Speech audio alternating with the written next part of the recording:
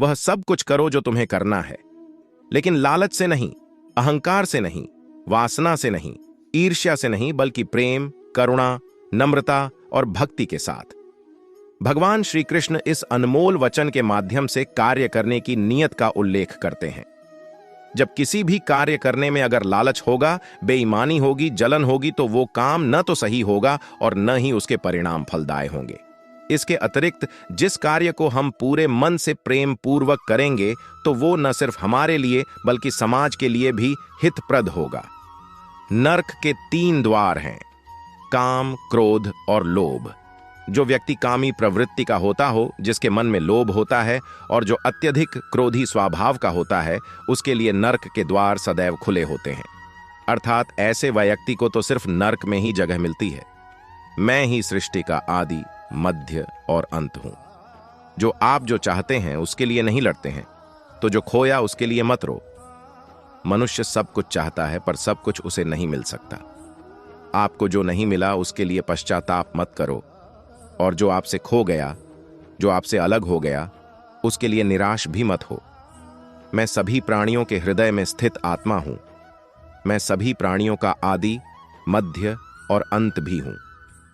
हर व्यक्ति श्री कृष्ण से जुड़ा है और श्री कृष्ण हर व्यक्ति से जुड़े हैं। वही हमारे आदि, मध्य और अंत है। ठंड या गर्मी, सुख या दर्द का अनुभव करें। ये अनुभव क्षण भंगुर हैं। वे आते हैं और जाते हैं। उन्हें धैर्यपूर्वक सहन करें। समय एक सा नहीं रहता। आज दुख है तो कल सुख भी आएंगे, और सुख के बाद दुख भी आना स्वाभाविक है। आपको पूरे धैर्य और श्री कृष्ण पर विश्वास के साथ अपना जीवन निर्वाह करना चाहिए। सत्य कभी नष्ट नहीं हो सकता। अच्छा करने से नहीं डरना चाहिए। लोग अक्सर सच कहने से बचते हैं या डरते हैं, पर सत्य कभी छुप नहीं सकता और न ही कभी मिट सकता है। कितना भी छुपा लें, पर सच तो उजागर हो ही जाएगा। इसलिए जो बात सच पर आधारित हो, उसे करने या कहने और मानने से कभी नहीं डरना चाहिए। इस शरीर का मोह मत करो। ये तो माटी है, माटी में मिल जाएगा। अमर तो आत्मा है जो परमात्मा में मिल जाएगी। लोग अपने शरीर को सुंदर बनाने में लगे रहते हैं, पर आत्मा की सुंदरता शरीर की सुंदरता से कहीं ज्यादा महत्वपूर्ण है। शरीर तो नश्वर है, मिट्टी ही तो है, तो मिट्टी में ही मिल जाता है। पर आत्मा अमर है, इसलिए आत्मा की सुंदरता पर ध्यान दो।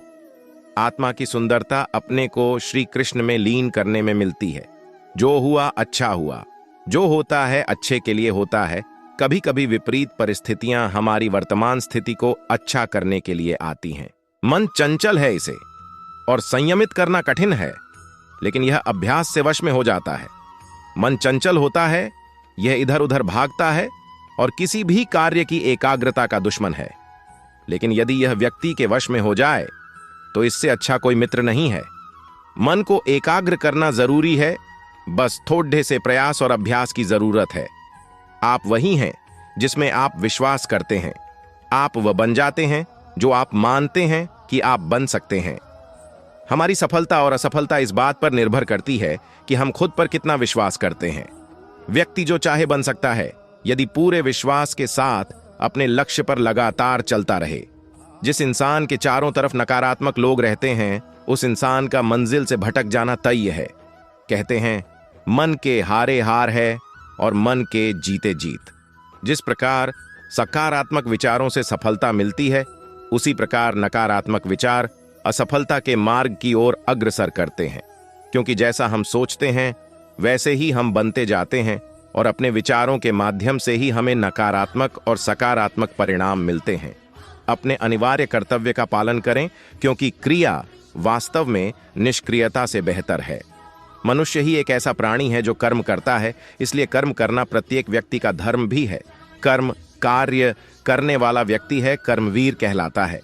इसलिए कार्य करते रहना खाली बैठे रहने से हमेशा बेहतर होता है।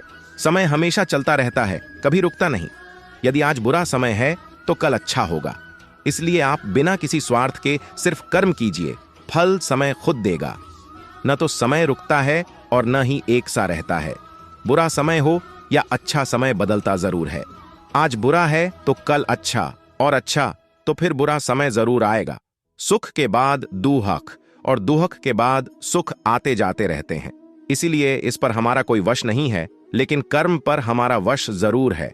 आप सिर्फ कर्म करिए, फल की चिंता किए बगैर। समय आने पर फल जरूर मिलेगा। जो अहंकार से मोहित है, जो अज्ञानी व्यक्ति होता है, वो यह गलतफहमी पाल लेता है कि मैं करता हूं, सभी कार्य मेरे द्वारा किए जा रहे हैं, ऐसा जान उसमें अहंकार घर कर लेता है। परंतु इस श्रेष्ठ में जो भी हो रहा है वो तो प्रकृति द्वारा किए जा रहे हैं। अज्ञानता के कारण व्यक्ति में जो मैं का अहंकार जन्म ले लेता है तो उसका पतन होना निश्चित है। मैं किसी का भाग्य निर्माण नहीं करता, हर व्यक्ति अपना भाग्य स्वयं बनता है।